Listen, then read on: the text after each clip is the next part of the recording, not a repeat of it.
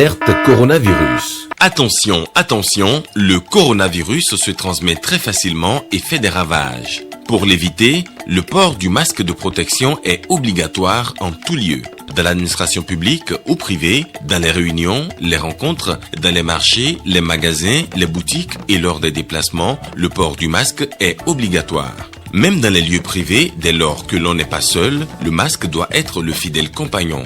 Mais attention, le port de masque de protection ne dispense nullement d'appliquer les autres mesures de prévention, notamment le lavage des mains à l'eau et au savon et l'observance de la distance de sécurité sanitaire d'au moins 1 mètre entre personnes. Enfin, s'abstenir de porter des gants en vue du lavage régulier des mains à l'eau et au savon ou de l'application de gel hydroalcoolique. Pour tout savoir sur l'épidémie du coronavirus au Bénin, rendez-vous sur le site web www.gouv.bj/coronavirus. Ceci est un message du gouvernement de la République du Bénin. Une révolution dans la gestion des déchets solides ménagers dans le Grand Nokoué, la structure en charge de l'assainissement, était hier face à la presse. Les 7 composantes du projet ont été présentées aux hommes des médias. De l'eau potable de qualité pour tous, c'est l'une des priorités du gouvernement. Plusieurs sites de construction de systèmes d'approvisionnement en eau potable ont été remis dans les communes d'Alada et de Toribosito à l'entreprise en charge des travaux. Et puis le président de l'Assemblée nationale a publié un ouvrage, son nom, La Providence divine ne m'a jamais fait défaut, l'Église, la politique et moi. Les détails dans ce journal.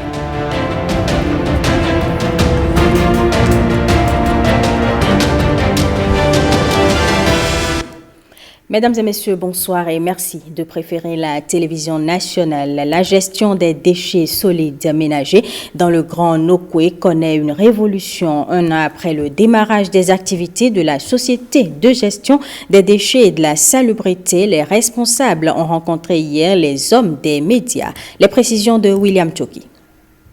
C'était une promesse de campagne, puis inscrite dans le PAG. Aujourd'hui, elle se traduit en actes concrets sur le terrain. La modernisation de la gestion des déchets solides ménagers dans le Grand Nokoué. 5 grandes communes du Bénin, Cotonou, Porto Novo, Abomey-Calavi, Ouida, Semekpodi, ont vu le cadre de vie des populations s'améliorer avec la création d'une société. C'est elle qui s'occupe désormais des déchets produits dans le Grand Nokoué, soit 450 000 tonnes de déchets par an. Un an après le démarrage effectif des activités, ces responsables de la société partagent avec la presse la problématique de la gestion des déchets et la révolution qui caractérise le secteur. Ce projet regroupe 7 composantes. Nous avons 4 composantes opérationnelles, c'est-à-dire au niveau de la gestion des déchets, nous avons 3 principales composantes. La pré-collecte, collecte et transport, parce que nous avons dit que on ne peut pas faire de la pré-collecte sans faire de la collecte et le transport. Ensuite, il y a la composante tri-valorisation parce que nous nous sommes dit au XXIe siècle, nous ne pouvons plus gérer les déchets sans pouvoir mettre un accent particulier sur le tri et la valorisation. Et puis, la 3e composante, c'est l'enfouissement parce que nous avons estimé qu'il faut faire les choses de façon durable. La gestion des déchets était pourtant dévolue aux collectivités locales. Un échec cuisant avec à la clé une insalubrité monstre, des déchets déposés sur les terre-pleins centraux, déversés dans les bas-fonds. Cette image de la berge ouest de la lagune de Cotonou qui croulait sous le poids des déchets est un exemple patent.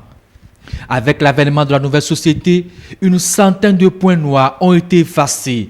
La berge ouest de Cotonou respire, les artères sont balayées et désherbées. Au quotidien, les carnivaux sont curés, nos villes ont retrouvé leur attrait. Grâce à ce projet mis en place par le gouvernement, il y a mutualisation donc des moyens et des efforts qui permettra donc d'aboutir à de meilleurs résultats.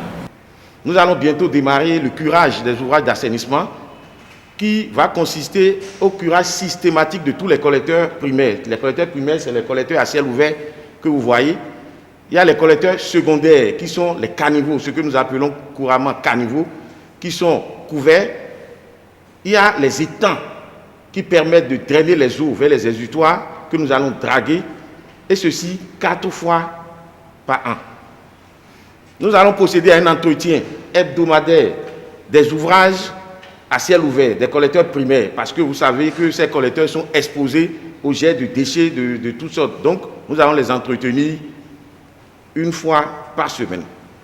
Le Grand Nokoué est subdivisé en 69 zones tenues chacune par des groupements d'intérêt économique, des PME dont le choix a respecté l'orthodoxie des marchés publics, des preuves apportées par la personne responsable des marchés publics. Ces PME-là ont été sélectionnés sur la base de leurs dossiers. Et les dossiers étaient les mieux classés et techniquement, ces offres présentaient toutes les garanties et toutes les exigences qui étaient requises. Au total, pour participer donc à cet appel d'offres qui a été lancé sur la commune d'Abomey-Calavi, il y avait à peu près une quinzaine de GIE qui ont été formés à travers donc toutes les PME qui ont été créées. Et je dois dire que sur les 15 GIE, 13 ont soumissionné et 12 ont été adjudicataires d'un lot. Cette action de salubrité et de gestion des déchets solides ménagers dans le Grand Nokoué engendre la création de près de 1500 emplois directs, des acquisitions d'engins lourds, des tricycles pour la collecte des déchets, des points de recoupement mobiles, 28 au total pour le Grand Nokoué. Aujourd'hui, nous avons lancé 33 zones pour la première phase et ces PME aujourd'hui ont l'obligation de desservir au moins 1 fois les ménages. Sinon, ce qui est prévu, c'est 2 fois. Donc vous allez voir ces PME munis de tricycles qui parcourent les ménages pour les desservir. Nous avons l'autre type de collecte qui est la collecte directe que nous faisons avec nos bennes à ordures. Vous n'allez plus voir sur les points de regroupement ou des PME qui ramassent les déchets et qui iront soit les déposer sur les berges ou bien dans les bas-fonds. Parce que d'ailleurs, le mécanisme de paiement de ces entreprises, c'est à la tonne. Si vous n'amenez pas vos déchets, vous ne serez pas payé. Pour les 12 premiers mois de leur activité, la pré-collecte sera gratuite dans tous les ménages. Passé ce délai, la société va instaurer une tarification selon la taille et la zone de collecte des déchets. On reste dans le Grand Nokoué où une plateforme agroalimentaire moderne sera bientôt construite sur une superficie de 150 hectares dans la commune d'Abomey-Calavi. La maquette qui va suivre renseigne davantage sur le projet. Le présent projet consiste en la construction d'une plateforme agroalimentaire constituée d'un marché physique de gros et d'un abattoir dans la commune du Grand Nokoué à Abomey-Calavi dans l'état du Bénin. La réalisation de ce projet se fera sur un site de 150 hectares divisé en plusieurs zones. Une zone de 90 hectares pour le marché physique de gros et activités logistiques. Une zone de 60 hectares pour l'abattoir et une zone de transformation de produits agroalimentaires. Le programme du marché de gros situé sur la commune d'Abomey-Calavi vient renforcer la philosophie d'aménagement pour le développement du Bénin. Ce complexe a pour objectif de créer une nouvelle centralité urbaine. Cet ensemble architectural deviendra un lieu de vie aux fonctions évolutives pour faciliter la confrontation entre l'offre et la demande pour une meilleure émergence des prix du marché.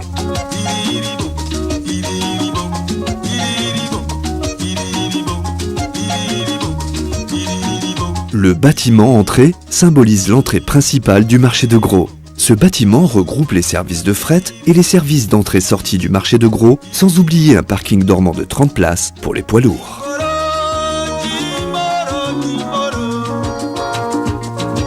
La zone administration est un ensemble de bâtiments en rez-de-chaussée plus un étage de 1000 m² utiles chacun.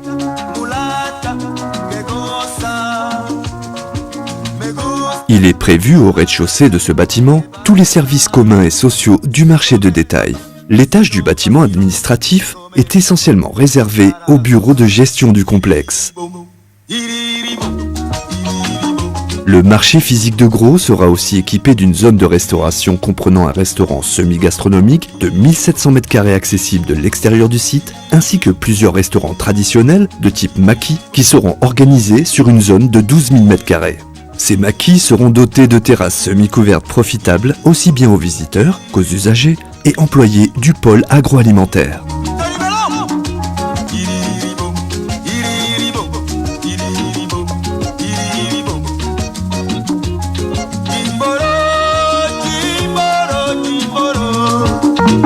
projet du pôle viande porte sur la création d'un abattoir multi-espèces de 6000 têtes par an pour l'expédition de carcasses et pièces de gros de boucherie, bovins, petits ruminants, porcins. L'abattoir du Grand Nokoué intégrera la nouvelle ligne de l'abattoir de Cotonou.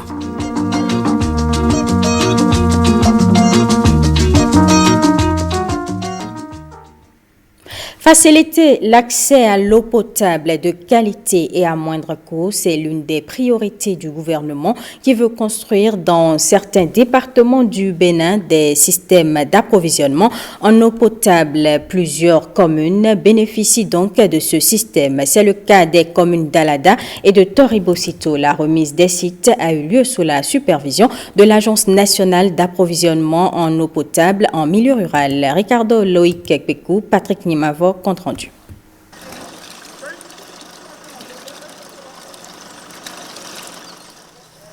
Nous sommes à moins de 50 km de Cotonou.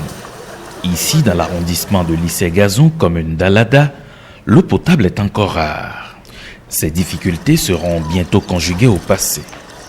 Le gouvernement du Bénin, à travers l'Agence nationale d'approvisionnement en eau potable en milieu rural, procède dans plusieurs départements du pays à la remise de sites de 16 systèmes d'approvisionnement en eau potable. Comme vous le savez tous, le président y voit grand. Il ne voit pas en miniature, comme le disait un grand homme de ce pays, le Bénin du faire du péripéri. À force de faire du péripéri, le développement ne vient pas comme on le souhaite. Aujourd'hui, on se prépare à installer un grand système dont les spécifications vous seront présentées tout à l'heure. Mais en même temps que la construction de l'ouvrage, le président a fait l'option aussi de l'accompagner d'une méthode de gestion qui puisse assurer la durabilité du service public de l'eau et aussi la qualité de l'eau potable qui va être servie aux populations. Ce système, qui sera érigé dans un délai contractuel de 15 mois, va desservir les 14 villages de l'arrondissement de Lissé-Gazon. D'un coût total d'1,223 milliard de francs CFA, ce système financé par la Banque mondiale va desservir d'ici à 2040 40 000 habitants de cet arrondissement. Véritable participation au renforcement du capital humain. Ça va desservir actuellement une population de 20 000 habitants. Et dans 20 ans, population de 40 000 habitants. On a réalisé un forage à Djimen, forage de 90 mètres de profondeur, qui peut donner jusqu'à 150 mètres cubes. Mais on va l'équiper actuellement, compte tenu des besoins, d'une pompe de 40 mètres cubes, voilà, qui va refouler l'eau de Djimen sur un château d'eau qui sera construit ici. Ce château d'eau fait 400 mètres cubes et aura une hauteur de 18 mètres. Voilà. Donc à partir de ce château d'eau, on va alimenter tous les villages, les 14 villages de l'arrondissement. Et le linéaire total du réseau fait 47 km. Ce système est conçu, comme l'a dit l'agence, pour desservir l'eau à domicile.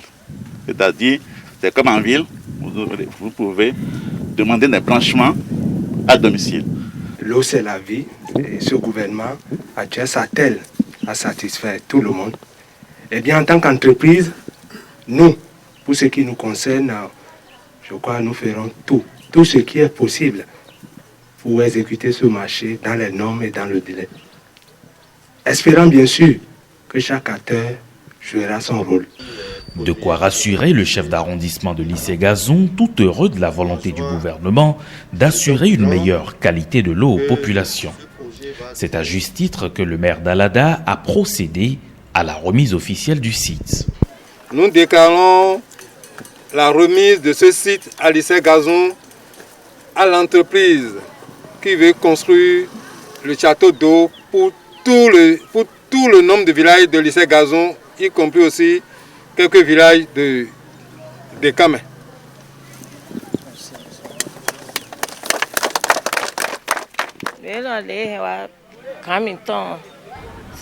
Ce que le président Patrice Talon nous envoie nous fait énormément plaisir. Il nous avait promis au cours des campagnes qu'il nous offrirait beaucoup de choses. Qu'il en soit infiniment remercié. Dieu le bénisse. La délégation de l'Agence nationale d'approvisionnement en eau potable en milieu rural s'est aussi rendue dans l'arrondissement de Toria-Vamin pour la même opération.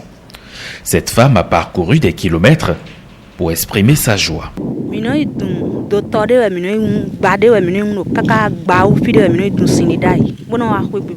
Pour avoir de l'eau, il nous fallait nous rendre très loin au bord de Marigot. Avant de rentrer, l'eau est déjà polluée. Au fil du temps, on achète l'eau de forage pour nos divers besoins. Désormais, avec ce système que nous offre le président Talon, c'est une grâce. C'est pour cela que je me suis déplacé pour le témoigner de vive voix. Une joie qui sera déclinée en actions concrètes dans 15 mois. Un système qui est destiné, comme l'a dit l'agence, à desservir tout l'arrondissement, tous les villages de l'arrondissement d'Avamin. Alors, il y a un forage qui a été exécuté à Bouroué. Dans ce cadre-là, ce forage sera équipé d'une pompe de 15 mètres cubes qui va refouler l'eau dans un château d'eau qui est ici, un château d'eau de 150 mètres cubes sur une hauteur de 18 mètres. Voilà, et à partir d'ici, on va distribuer l'eau dans tous les villages et le réseau prévu fait 36 km. Et ça va desservir à terme environ 15 000 personnes. Voilà. Et le coût de cet ouvrage-là est, disons, grosso modo, de 763 millions de francs CFA. Pour le chef d'arrondissement, Toria-Vamin reçoit ainsi l'un des meilleurs cadeaux de l'exécutif, celui de l'accès à l'eau potable de qualité et à un coût réduit, conformément au projet phare 43 du programme d'action du gouvernement. Au nom du maire de la commune de Toribo-Sito, je vous remets le site pour la construction du château d'eau qui abritera l'arrondissement d'Avamin et ses alentours. L'eau potable à domicile pour toutes les populations béninoises d'ici à 2021, c'est l'une des priorités du gouvernement. Et l'Agence nationale d'approvisionnement en eau potable en milieu rural est résolument engagée à cette fin. La gestion de l'infrastructure sera confiée à des fermiers régionaux pour une réelle gestion professionnalisée. Pendant ce temps, le conseil communal fait de la reddition de comptes une priorité à Zakbota. Une séance publique a eu lieu ce mardi en présence des partenaires techniques et financiers. Nestor Sella, compte rendu. La gestion efficiente de l'eau potable pour tous est une priorité pour la nouvelle équipe de la mairie de Zakbota. Face aux différents acteurs et partenaires techniques et financiers comme la SNV, Social Watch et Alcré, le conseil communal rend compte de la gestion de l'eau et assainissement dans sa zone de compétence. L'eau, tout comme l'air, est une denrée indispensable à la vie. L'accès à cette ressource a été toujours un souci permanent pour l'humanité. D'après un rapport de 2010 du PNUD, 2,5 millions de personnes meurent chaque année à cause de l'eau contaminée par les agents pathogènes et les polluants, surtout dans les pays sous-développés où l'eau n'est pas suffisamment traitée. L'assainissement représente un enjeu majeur pour le développement économique et social. De plus, investir dans l'hygiène et l'assainissement n'est pas seulement nécessaire pour sauver des vies et préserver la dignité humaine. C'est aussi fondamental dans le développement humain, particulièrement en milieu humain et périhumain. Social Watch Bénin et Alcré, à travers le programme La participation des citoyens aux politiques publiques au Bénin, participent, veillent à la bonne gouvernance de l'eau, liquide vital pour l'homme. Nous parlerons du comportement des citoyens face à cette question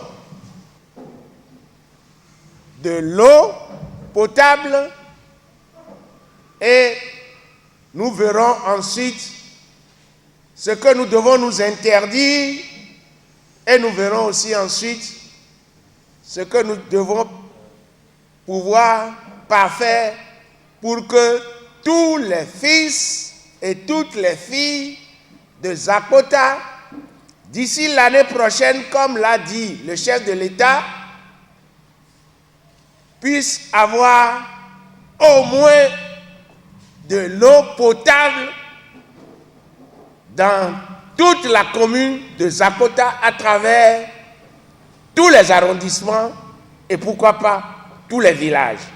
Les ouvrages d'approvisionnement en eau potable pour tous déjà réalisés et en cours de réalisation doivent être entretenus.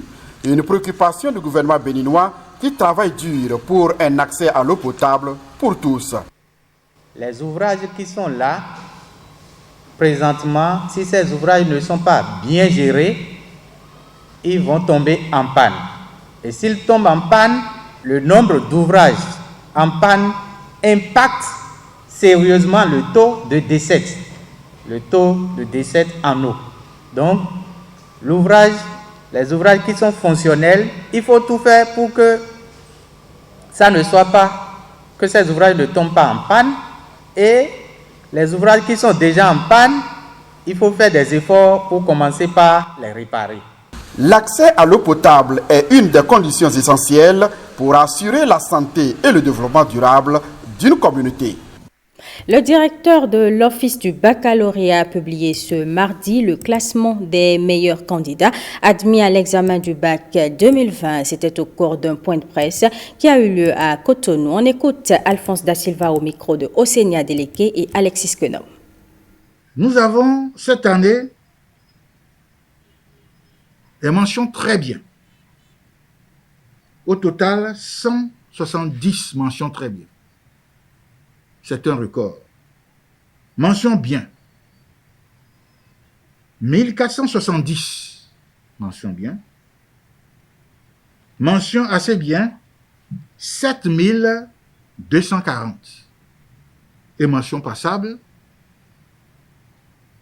37 096.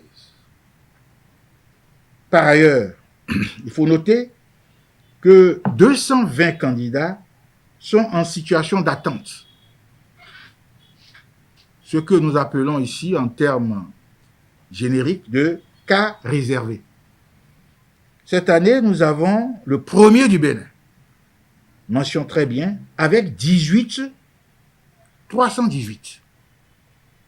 Ça aussi, c'est un record.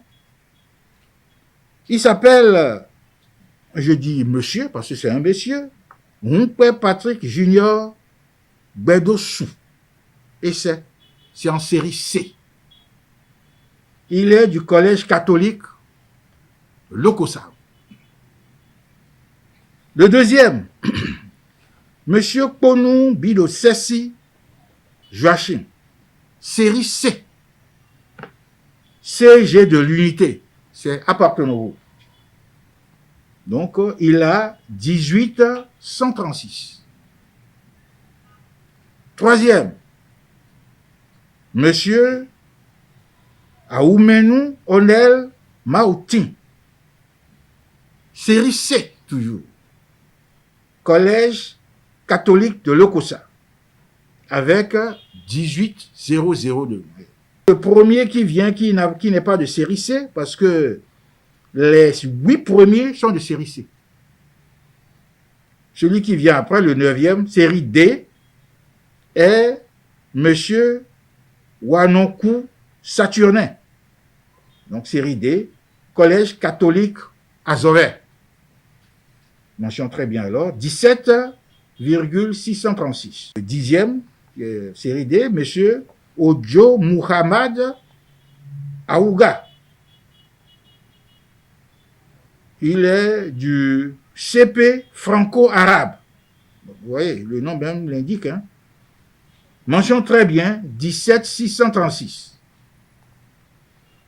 Tout juste après les séries D qui caracolent à la tête de ces lauréats, il y a le 11e série G2.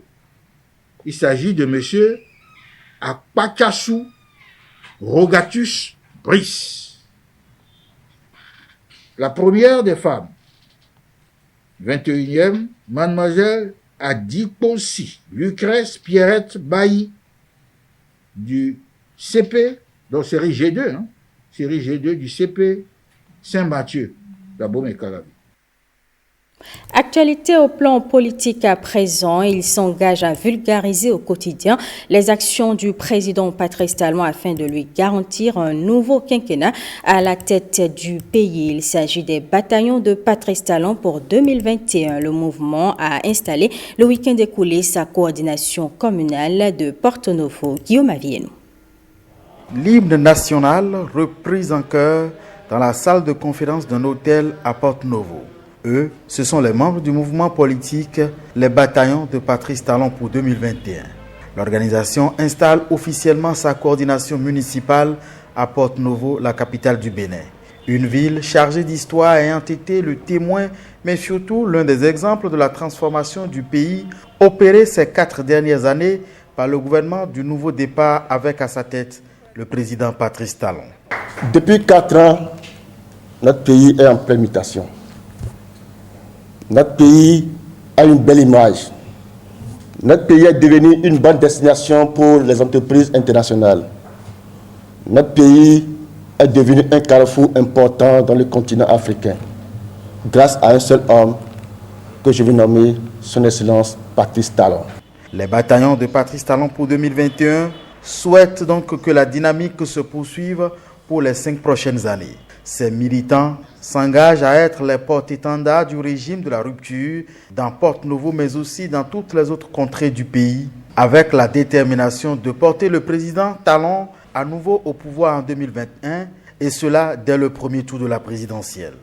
Nous devons nous atteler résolument à promouvoir autour de nous les réalisations du premier quinquennat et à mettre en perspective les œuvres restant à accomplir pour une ville capitale digne. Pour cela, il lui reste 5 années. Les bataillons de Patrice Talon 2021 sont en ordre de bataille afin que les élections présidentielles devant lui permettre de renouveler un quinquennat à la tête de notre pays soient le plus grand moment de convivialité et de fraternité. Dans les prochains jours, l'organisation annonce vouloir installer ses démembrements dans toutes les divisions administratives de Porto Novo. Dogbo dispose aussi de sa coordination bataillon de Patrice Talon depuis le week-end dernier. Olviga Messan et Viti Saoré ont suivi la cérémonie d'installation à l'occasion de laquelle les membres de ce mouvement ont souhaité que le chef de l'État brigue un second mandat.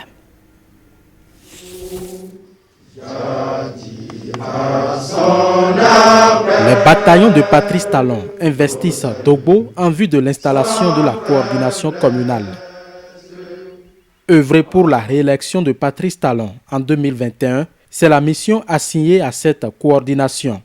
On ne change pas l'équipe qui gagne. C'est pourquoi, en ce jour, dimanche 23 août 2020, nous, leaders de 7 arrondissements de Dogbo, réunissons au sein du mouvement les bataillons de Patrice Talon, faisons la présente déclaration de soutien à la candidature et à la réélection de notre cher et précieux président Patrice Athanase Guillaume Talon. Un second mandat pour le chef de l'État en 2021. Cela ne manque pas de bien fondé. Les chantiers ouverts doivent être achevés. Les acquis doivent être consolidés. La vision du président Talon doit impacter tous les secteurs. Chaque Béninois et chaque Béninoise doit parvenir à un épanouissement certain. Pour tout cela, nous disons que les 5 années restantes pour le second mandat doivent être mises à profit pour l'atteinte de nos objectifs. Les jeunes qui sont ici doivent pouvoir se mobiliser. Nous devons passer de maison en maison, de quartier en quartier, pour informer, pour sensibiliser les leaders qui ne sont pas encore convaincus. Nous devons passer de maison en maison pour sensibiliser les résistants, parce qu'il y en a encore. Ceux qui n'ont pas encore compris que le développement du Bénin, c'est aujourd'hui et tout de suite. Ceux-là, il faut leur parler pour qu'ils nous rejoignent rapidement. Dogbo est la première commune du Koufo à avoir une représentation des bataillons de Patrice Talon. Cette coordination communale devra installer les cellules d'arrondissement et de village. Dans le Mono, les femmes rurales veulent aussi que le président de la République soit candidat à sa propre succession. Elles ont lancé un appel le week-end dernier à Atiémé. Regardez. Elles sont réunies ici au centre de promotion sociale d'Atiémé. Ces femmes rurales du Mono exigent du président Patrice Talon un second mandat pour 2021. Nous, collectif des groupements de femmes dénommés Talon doit nous écouter en acceptant d'être candidat à sa propre succession en 2021, de tenir davantage compte des préoccupations des femmes rurales du Bénin dans l'élaboration de son programme d'action. Méthodiques dans leur démarche citoyenne, elles passent en revue les actions du gouvernement de Patrice Talon. Il a réglé dans son mandat le problème de l'électricité. Il a construit des voies. Il a lutté contre la corruption. Nous lançons un appel à toutes les femmes et tous les jeunes du Bénin à se tenir prêts pour travailler à la réélection de Patrice Talon en 2021. Les femmes du collectif Talon doit nous écouter disent se mettre ainsi en ordre de bataille pour la réélection de Patrice Talon en 2021. Les jeunes des collines, quant à eux, ont rendu officielle une déclaration à Savalou dimanche dernier pour demander au chef de l'État d'être candidat à la présidentielle 2021. C'était en présence de plusieurs députés de la 9e circonscription électorale et du maire de Savalou. Les militants des partis Bloc républicain et Union progressiste des collines, debout comme un seul homme, rendent officiel leur engagement pour la continuité des œuvres de développement de Patrice Talon. La jeunesse de Savalou, vu les grandes réalisations du président Patrice Talon, vu les réformes dans l'administration béninoise, vu les chantiers en cours, a choisi entre arrêter et continuer. La jeunesse de Savalou a choisi continuer. Nous sommes déjà prêts à faire le travail tel que nous avons fait le travail avec lui en 2016. Vous avez le soutien de 11 chefs d'arrondissement sur les 14 que compte la commune de Savalou. Oui. Il nous reste encore quoi? Juste insister, persister pour que le président Patrice Talon se repositionne en 2021. Nous, femmes savaloises, nous rassurons notre solidarité pour le soutien inébranlable de votre seconde mandature en 2021. Pour la jeunesse du département de Collines, les prouesses de l'actuel locataire de la Marina, démarré depuis 2016, sont manifestes et méritent continuité. C'est fort des actions positives effectuées et des nombreux chantiers en cours actuellement à travers tout le pays que nous avons pris la lourde responsabilité de l'aider à prendre cette décision. Chers jeunes, chers membres, soyons prêts. Commençons par travailler le mental des populations avec comme exemple la liste des réalisations du régime actuel. Jeunesse des collines engagée pour la réélection de Patrice Talon en 2021. Le président de la République, son Excellence Patrice Talon, a engagé notre pays sur une voie de la modernisation que vous connaissez tous. Il a dit le Bénin sera révélé. Et si le Bénin doit être révélé, ce n'est pas en 5 ans de travail que le Bénin sera révélé. Il faut vraiment lui donner encore une seconde chance pour lui permettre vraiment de révéler notre pays. Aujourd'hui, BR, UP se mettent ensemble pour susciter la candidature de la deuxième mandature du président Talon. c'est une fierté. Pour moi, c'est salutaire. Quand nous voyons un peu les réformes structurelles que le président Talon a engrangées depuis 2016, ce qui se fait, c'est extraordinaire. Une fois le bureau communal installé, le député Valère Thiobor reçoit des mains de la jeunesse des collines la clé qui ouvre la porte du second mandat pour le président Patrice Talon. Patrice Talon doit revenir en 2021. C'est un souhait de Abomey Calavi. Différentes couches de la société l'ont exprimé dimanche dernier. Patrick Nimavo, Jérôme Hungbo et Blaise Adanko. Depuis 2016, plusieurs projets du programme d'action du gouvernement sont lancés dans la commune d'Abomey Calavi. Le chapelet des témoignages propulse Patrice Talon au firmament. J'ai fait une demande d'addition d'eau et déjà hier samedi, la délégation était sur le chantier. J'étais étonné. L'homme qui est au pouvoir est un homme pragmatique, l'homme de parole, l'homme qui dit et cela, il le fait. Nombre de réalisations sont en effet à mettre à son actif et les populations d'Abomey Calavi implorent son indulgence pour un second mandat. La commune d'Abomey Calavi n'est pas l'enfant pauvre du PAG, car notre cité est bénéficiaire de la construction de la centrale thermique de Maria Gleta 2, du projet de construction de la cité administrative d'Arosbeta, de l'hôpital de référence, du marché du Go, des logements sociaux de Wedo, du balayage et ramassage quotidien des ordures, sans compter l'asphaltage qui prend en compte plusieurs voies de la commune. Convaincus des impacts positifs de toutes ces actions qui ne sont pas exhaustives, nous, femmes, demandons à notre bien-aimé président Patrice Athanase Guillaume d'accepter de se porter candidat à l'élection présidentielle de 2021, car on ne change pas de sitôt une équipe qui gagne. Ce n'est pas maintenant, Monsieur le Président, quand nous avons pris le goût, on a vu vos œuvres, que maintenant, vous allez nous dire que vous n'allez plus revenir. Nous avons le cœur de femmes très dur. Quand on sent que vous ne vous manifestez pas encore pour nous dire oui, il faudrait que vous nous répondiez oui, parce que vous n'allez pas nous sevrer de sitôt. Nous voulons encore de vous durant ces 5 ans.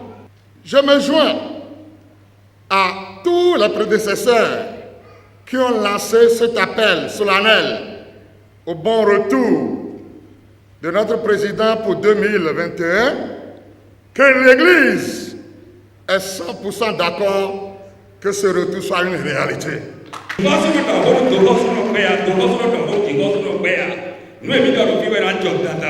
C'est un message fort, un message lourd, mais je le porterai à qui de droit.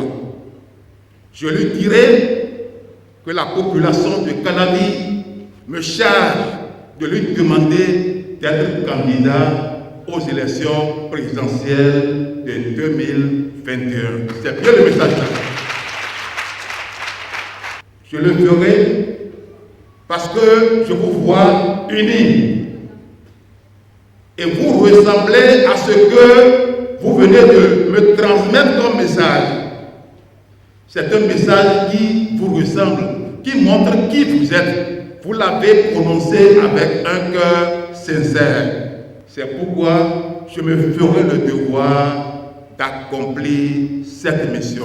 Et pour aller au bout de cette suscitation de candidature, les populations de cette commune entendent ouvrir le bal des sensibilisations à tous les arrondissements et les quartiers. Je vous l'annonçais dans les titres. La providence divine ne m'a jamais fait défaut. L'Église, la politique et moi, c'est le titre du tout premier ouvrage que le président de l'Assemblée nationale, Louis Vlavono, a publié. L'ouvrage a été lancé hier lundi à Porto Novo. Guillaume Aviello. Le président de l'Assemblée nationale, Louis Gbéonou Vlavonou, à l'église Notre-Dame de l'Immaculée Conception pour le lancement officiel de son tout premier livre, La Providence divine ne m'a jamais fait défaut, dont le volume 1 au titre évocateur, L'Église, la politique et moi, paru aux éditions COPEF à Cotonou, un récit autobiographique de 452 pages. Notre collaboration nous a permis de découvrir un homme de foi très attaché à l'Eucharistie, un homme d'une simplicité remarquable, un patriote qui tient à la valorisation des compétences nationales, un homme fidèle, très lié à la famille nucléaire, un homme rigoureux dans la douceur, enfin, un homme de charité.